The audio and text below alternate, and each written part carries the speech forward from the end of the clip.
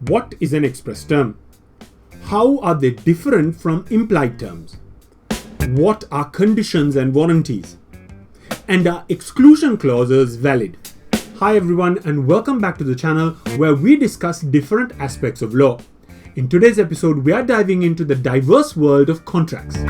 Whether you're signing a lease, a job offer, or entering into a service contract, it's crucial to understand the different types of terms that exist in your contract. So let's break this down one step at a time. Let's get started. Now, I understand that contracts can seem a little daunting, especially if you're not a lawyer. But essentially, they are agreements between parties which outline the rights and the responsibilities of the respective parties. To understand this better, let's first categorize the different type of terms that you might encounter in a contract. The terms of a contract can include express terms, implied terms, conditions, warranties, innominate terms, and exclusion clauses. First, let's talk about express terms. Express terms are terms that are expressly stated in the contract. These are clear, direct terms agreed upon by the parties. For example, in a rental agreement, an express term might state the monthly rent amount and the due date. It's in black and white, and there's no room for interpretation. For instance, if the lease says the tenant agrees to pay $1,200 on the first of every month, that's an express term. Both parties know exactly what's expected.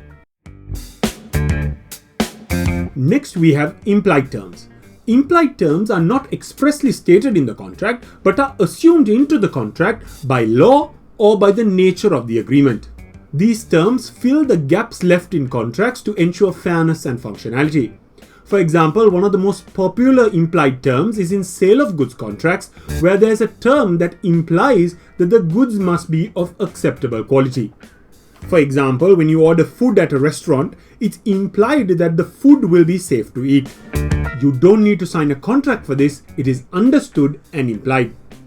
In Sri Lanka, these implied terms in sale of goods contracts are imposed by the Sale of Goods Ordinance of 1897. Similarly, in employment contracts, there might be an implied term that employees will not share trade secrets with competitors. Next, we move on to another distinction in the terms of a contract: conditions and warranties. Let's first explore conditions. Conditions are the most fundamental terms that go to the root of the contract. These are the most important terms in your contract. If a condition is breached, the injured party can not only seek damages but can also terminate the contract. For example, if you hire a contractor to build a house, conditions might be the terms that say that they must complete the construction by a certain date and that they will be paid a particular amount. If the contractor fails to meet the deadline, you have the right to terminate the contract and potentially sue for damages because they breached a fundamental term or condition. Following conditions, we have warranties. Warranties are less crucial terms in a contract. Breaching a warranty will not allow you to terminate the contract, but will simply allow you to claim damages. For example, if you buy a new car and the contract states that the car will have a working radio and it doesn't, you can claim damages for the faulty radio but can't return the whole car. Here, having a working radio in the car is a warranty. Its failure doesn't affect the car's overall purpose, so the contract stands, but you're entitled to compensation for the specific issue.